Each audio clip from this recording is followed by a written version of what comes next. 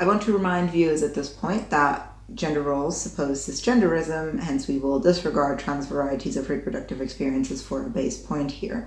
Men hold power in the sex bit of reproduction. Their focus and power lies in their own virility and trad heterosexual PIV sex. This is why a good chunk of feminist issues revolve around sexual consent, rape survivors, contraception, and while TERFs focus way too hard on penises as a concept, disregarding just how erectily dysfunct girl dick gets once on E, but okay. It is also why there's a lot of male anxieties around erectile function and an irrational aversion to vasectomies for fear of some symbolic, if not literal, castration there is no risk of. It is literally reversible, my guys. Stop being cowards and take contraception into your own hands. You have options. Women's part of reproduction is everything that comes after sex, from pregnancy to parenting.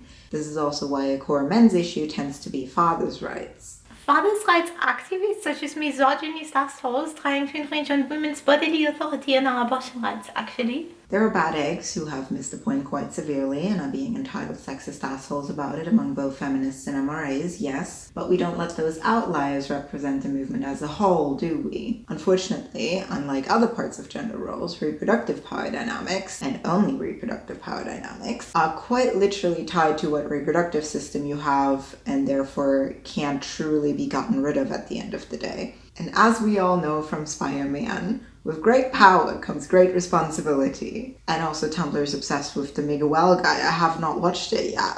I don't know. I hear he's evil. I hear he's a vampire. I don't know how much of the vampire part is true, but I've seen many drawings of the man and his bone structures.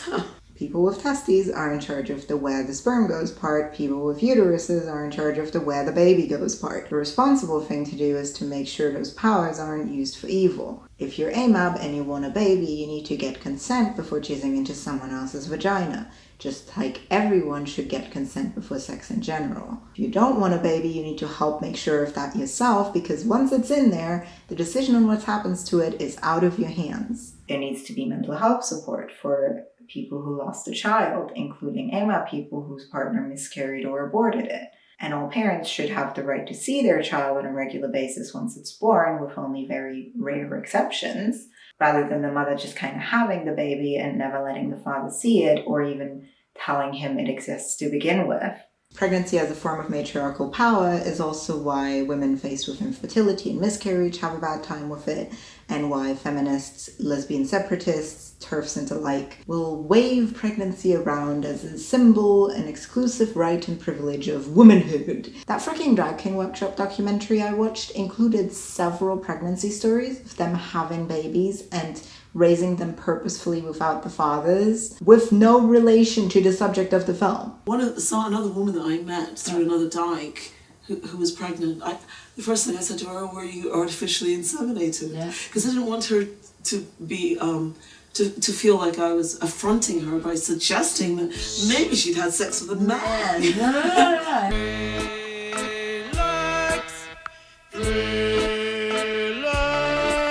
Ja, deswegen hatte ich alleinerziehende Mama. Mit Andi, der Bunny-Checker, Papa und Mama zugleich. Why is there a several-minute clip of you go-go dancing while pregnant? How is this relevant to the subject? Why include that in a documentary about a feminist cross-dressing workshop other than to affirm matriarchal power and further the misandry these people believe in due to their experiences with male abusers? Pregnancy simply, factually, is not a cis-woman exclusive. Source: me, a non-woman currently in possession of a uterus. Hi. There are also various documentaries and other documented cases of trans guys and non-binaries having babies, but it being treated as only ever a cis-woman's thing renders related basic healthcare and social spaces inaccessible to non-women. On top of that, the NHS literally prevented trans mass pregnancy guidance from being published quite recently, endangering not only trans people's lives, but also those of their unborn children. Oh yes, bitches, we are busting out ye old but think of the children argument. I mean, I'm gonna read the rest because I literally, can't focus, and I want to just get through the section, so apologies. When I had top surgery, a certain other organ I plan on getting removed within the next few years suddenly realized its own impending mortality, and for a few weeks had me thinking about whether or not I would ever want to use it. Just, because half the population will never have the option to experience that, and while I am not a fan of the organ in question or any of the process involved, unlike them, I do currently have the physical ability if I were to choose to. Once I get it cut out, that option will be gone forever. So do I want to have that experience in this one lifetime I get or not, was the question I posed myself. I have meanwhile firmly re-arrived at my conclusion that I do not want to physically have kids ever.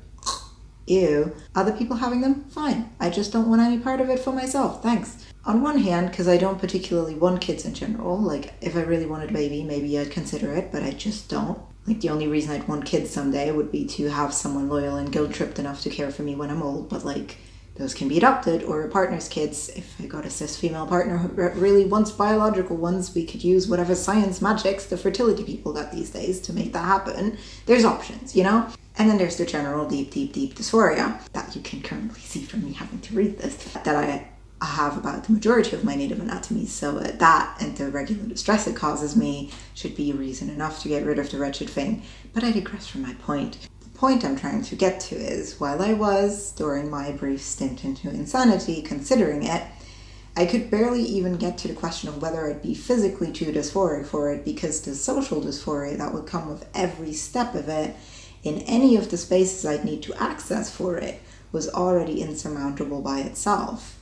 Those spaces assume only cis women use them, so I'd get misgendered accessing even the bare minimum of related healthcare. Even the cervical swab people who supposedly know about transmasses at this point still keep sending me letters that call me a woman in there somewhere every goddamn time. And that's the NHS trying to make a service non-woman inclusive. There is literally no way in hell anyone who is even less involved with anyone other than cis women will gender me correctly. And that's not even all there is to it, is it?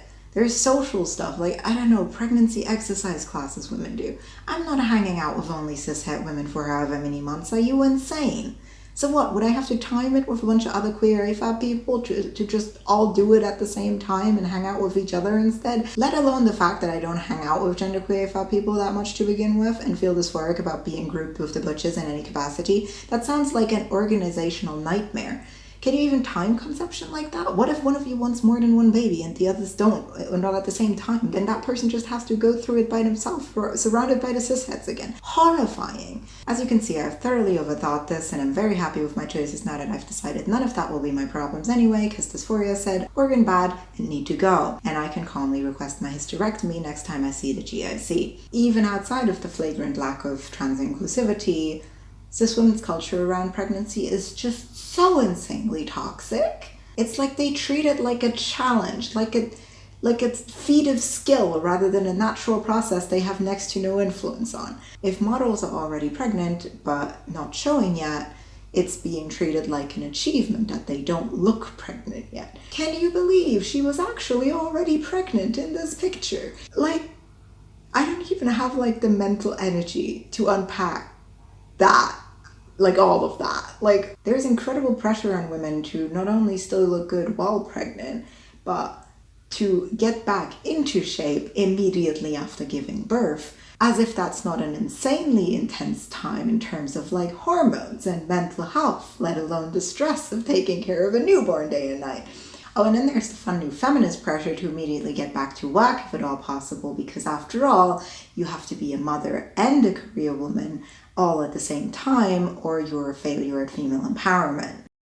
You're really proud of that one, aren't you? I have absolutely no idea what you're talking about, but that does sound like some truly diabolical shit. I'm sure whichever devil was in charge of it did an incredible job and should have earned that promotion over her fucking asshole of a colleague who has not done anything innovative since capitalism. Women are also in charge of childcare. The mother is the default parental authority. Where's your mom? Get your mom to sign the permission slip for the school trip. The British forum website Mumsnet defines itself as a place for parents by parents, but like, then why isn't it called ParentsNet?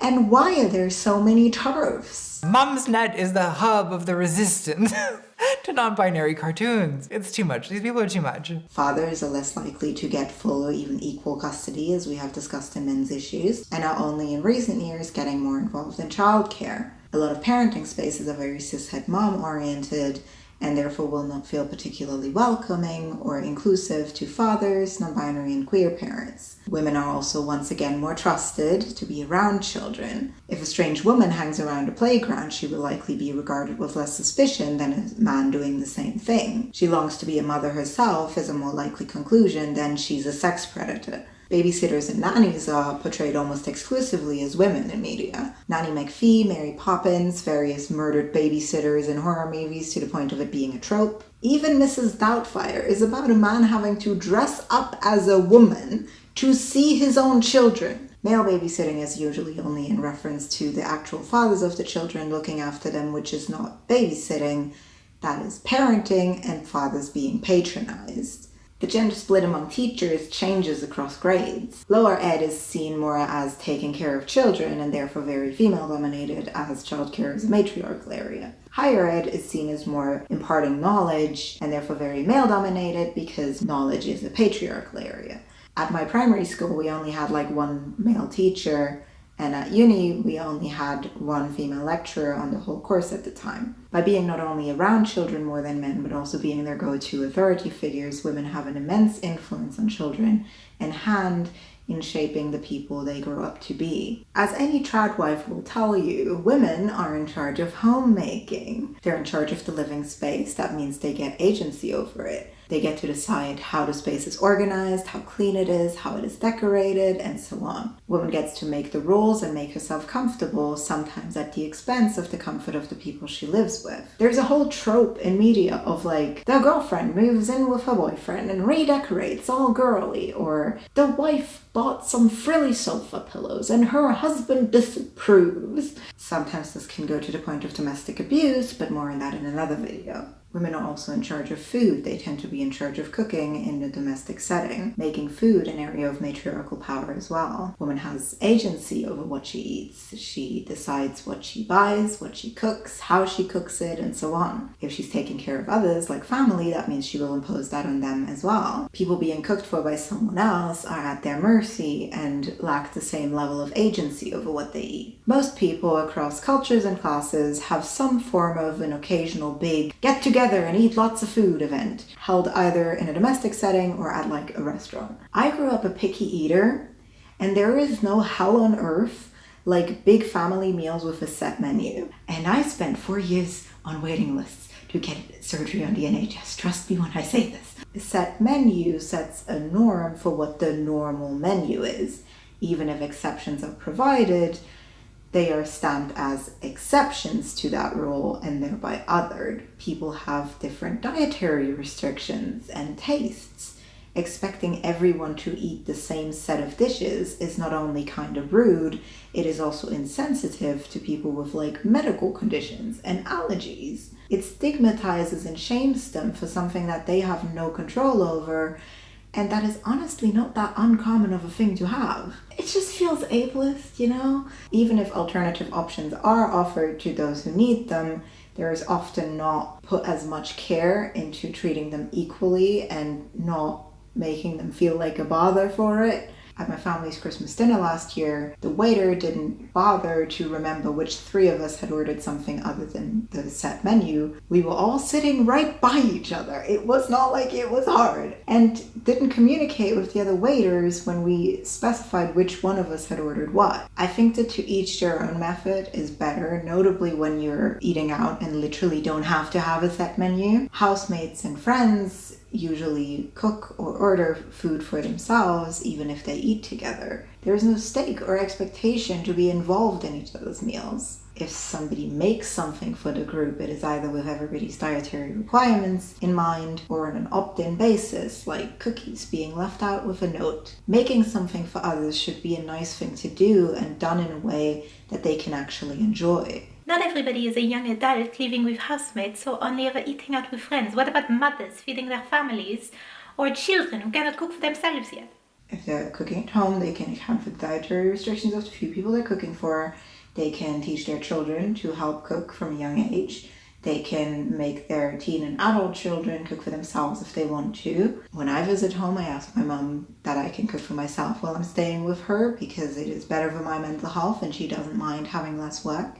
and sometimes I even cook for her. And if they're eating out, everyone can order for themselves. My point stands. No one needs to have huge family get-togethers, and even if they do, it's either at a restaurant where one could very reasonably order a la carte, or it's at home and the cook's responsibility to make sure the menu is accessible and varied enough for everyone. Food shouldn't feel oppressive. Women are in charge of not only their own, but also other people's comfort and needs. Woman decides how the thing is done. If you want something else, you can ask for it, but you have to ask for it. Her decision is the default. An exception can be made, but it will always be that, an exception. It's infantilizing to anyone who isn't a literal child, and it can become a consent issue if the people in question have trouble communicating their needs or expressing discomfort, which notably people who lack emotional literacy, like a lot of men, might struggle with. How often is men being uncomfortable with something and being stuck in a situation due to their inability to politely express that feeling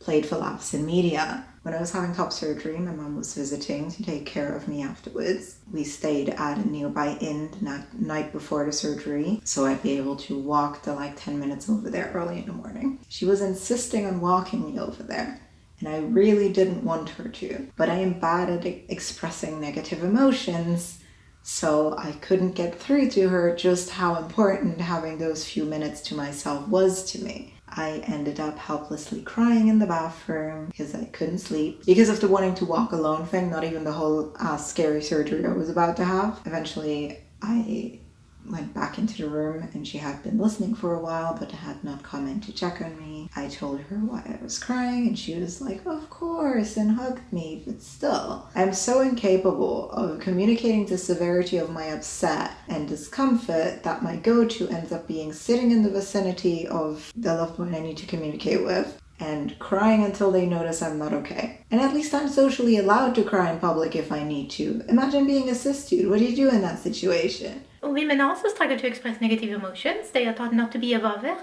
to always put themselves second when taking care of their needs. You said so yourself. Women do get taught to put up with bad things, ignore discomfort, and struggle to express negative emotions. But just like how men succeed their patriarchal role models, women succeed their matriarchal ones. This way they circumvent the issue and gain agency ruling their own space rather than having to consent to somebody else's. I was able to cook for myself once I finally moved out from home, and all my picky eater worries suddenly vanished into thin air. The stereotype of a straight man leaving his mother's care and entering that of his partner doesn't get that same empowerment in his coming of age.